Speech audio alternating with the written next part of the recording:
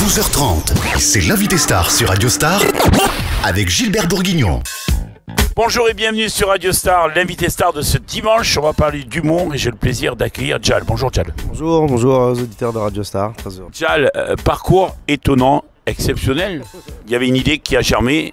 Ouais, il y avait l'idée que je voulais rester le plus longtemps un enfant possible et donc il n'y avait pas 36 solutions. C'était de devenir artiste et voilà, de continuer à m'amuser quoi.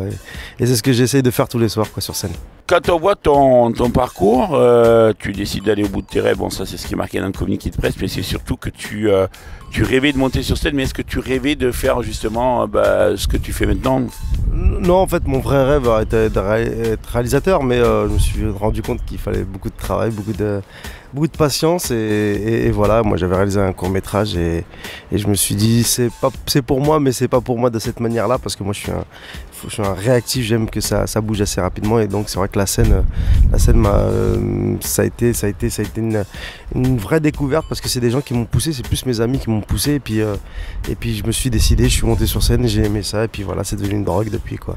Quels sont les amis qu'on peut citer qui t'ont poussé? Non, c'est très bizarre, c'est pas que c'est des amis, c'est même des gens qui ne m'appréciaient pas en fait dans la vie, mais qui me trouvaient marrant, c'est fou quoi, c'est plutôt dingue. Des profs aussi, des profs qui me disaient faut absolument que tu fasses du théâtre, faut absolument que tu prennes des cours et donc moi je comprenais pas très bien, moi je comprenais pas que je pouvais avoir un peu un talent de comédien et donc voilà, c'est les aléas de la vie, c'est juste incroyable quoi.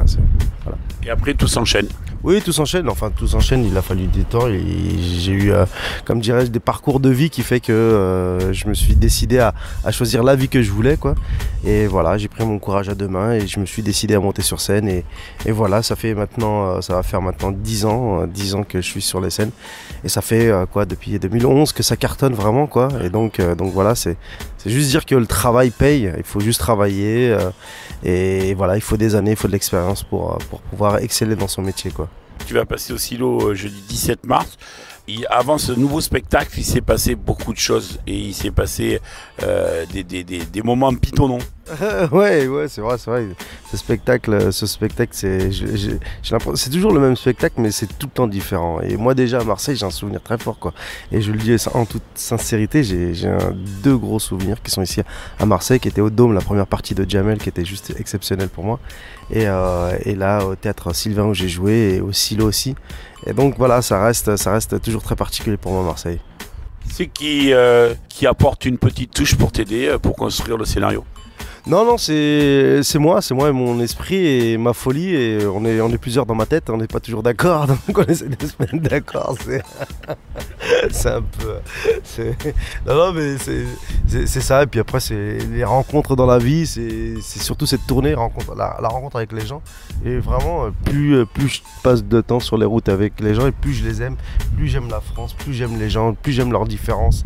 Et voilà quoi, pour moi c'est des rencontres humaines et voilà, c'est ce qui m'enrichit chaque jour. Maintenant on va parler de ton spectacle, Entre Chinois dans la savane, un écureuil de banlieue, une vendeuse sud-américaine. Dis donc, ça fait beaucoup de choses tout ça. Ça fait voyager en fait, Je fais voyager les gens assis sur leur fauteuil et je leur permets de voyager, de rencontrer des personnages en couleur et voilà, de s'amuser avec eux et de m'amuser avec eux. Donc voilà quoi, moi je suis revenu un peu à je fais du sketch et du stand-up, donc c'est du sketch-up, un mix des deux. Et voilà, et je crois que c'est pour ça que peut-être que ça a un peu de succès, c'est parce que je suis revenu à des vrais personnages, à des vraies situations un peu loufoques. Donc voilà, j'essaie de m'amuser tous les soirs comme ça. Et tes inspirations, tu vas les chercher où? Tu regardes dans la rue, tu observes les gens, comment ça se passe? Oui, c'est un peu ça, je suis une éponge, je suis comme tout le monde. Bon, malheureusement, avant c'est moi qui regardais les gens, maintenant que je suis un peu connu, c'est eux qui me regardent, donc ça m'embête. Je suis obligé de marcher casquette baissée, mais non, je regarde, je m'inspire de petites choses que je peux voir. Et puis moi, ce que je fais, c'est que je réadapte toujours mon spectacle à la région ou au lieu où je suis. Quand je suis à Marseille, la dernière fois j'ai fait un sketch sur un monsieur qui n'est plus là, monsieur Bielsa, et j'avais eu un assez gros carton puisque je fais un sud-américain et donc voilà, donc là il va falloir que je retrouve autre chose, peut-être que je prendrai la même recette ou quoi, mais j'essaie toujours de m'adapter et voilà, faire plaisir au public. J'ai besoin de m'amuser moi aussi, j'ai besoin de me faire peur parfois et pas rentrer dans une routine et voilà, parce que le premier que je veux amuser, faire rire, c'est moi en fait, j'ai déjà dit franchement, voilà, c'est... Bon, à Marseille tu vas pouvoir t'amuser parce qu'il y a de quoi. Il y a des comiques à chaque coin de rue, donc c'est incroyable quoi.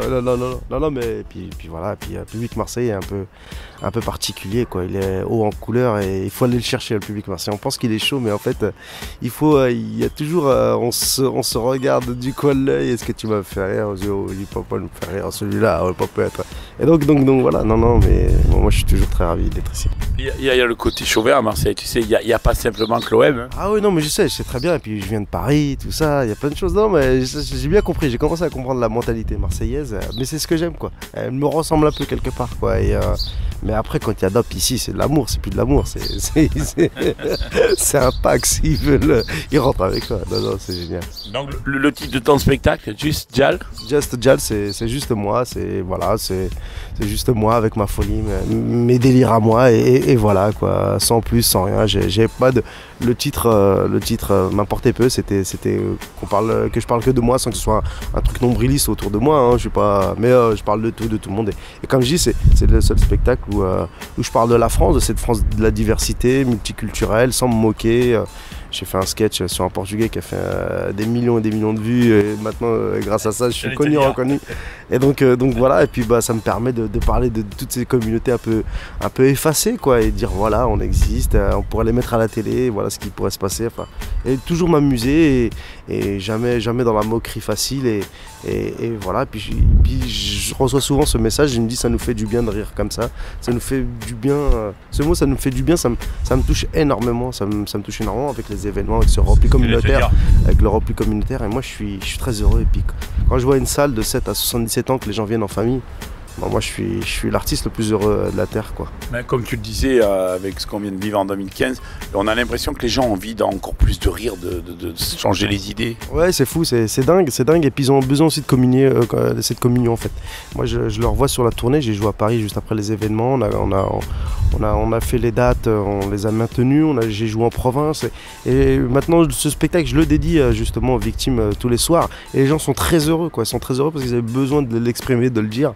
Et c'est ma manière à moi de dire voilà, on les oublie pas, mais avec le rire on va continuer à vivre, à s'amuser, et voilà, et surtout pas oublier, puis voilà, quoi. Et puis moi je suis d'origine maghrébine, enfin je suis français mais d'origine maghrébine et musulman, donc voilà, et donc je désacralise le truc, j'essaie de m'en amuser sans faire du prosélytisme, sans quoi que ce soit, de me dire écoutez, moi ces gens-là ne me représentent pas, ils ne représentent pas ma religion, et puis la religion c'est quelque chose de totalement personnel, j'en fais pas, et de m'amuser avec ça, et les gens sont très heureux, et voilà, moi je suis comblé tous les soirs comme ça, quoi. Alors, c'est à moi. Alors, en conclusion, on se retrouve le 17 mars au Silo. Exactement, le 17 mars au Silo. Moi j'attends le public marseillais avec impatience. Cette date, je l'ai notée depuis très longtemps dans mon agenda. Et donc c'est le Mistral qui veut aller venir au Silo. Et donc non, moi je suis impatient pour cette date, et je suis impatient de m'amuser, de m'éclater le 17, et voilà, et j'attends avec impatience le public marseillais. Voilà. D'ici le 17, tu vas pouvoir trouver une cible pour après billet de ça. D'ici là, oui. Et puis la tournée continue, donc. Mais non, que le public marseillais n'ait pas d'inquiétude, je trouverai, quoi. Il n'y a pas de souci là-dessus. Et qui ça se trouve, j'en ferai ce sketch sur Bielsa parce que je l'ai adoré. Ça a été un moment incroyable, mais vraiment parce que yo parlait comme ça, je me fouillais, merde la brune, merde tout le monde. Un peu de parrain, un peu machin, tête baissée et tout. Et ça avait été de la folie dans la salle. Et je me suis dit, ce sketch va cartonner partout, je vais le faire. Je l'ai fait partout d'ailleurs. Ça n'a pas marché. Ça n'a marché qu'à Marseille. Et c'était juste magique. Donc voilà. Mais peut-être ce personnage-là reviendra. Je vous le rappelle sur Radio Star, l'invité star de ce dimanche. Bonne route, et puis on se retrouve le 17. Merci à vous, et puis le 17, et puis plein de belles choses pour cette belle ville de Marseille. Voilà. Merci à vous. Merci Jal. Bon dimanche à l'écoute de Radio Star. Je vous retrouve dimanche prochain. Merci pour votre fidélité. Radio Star.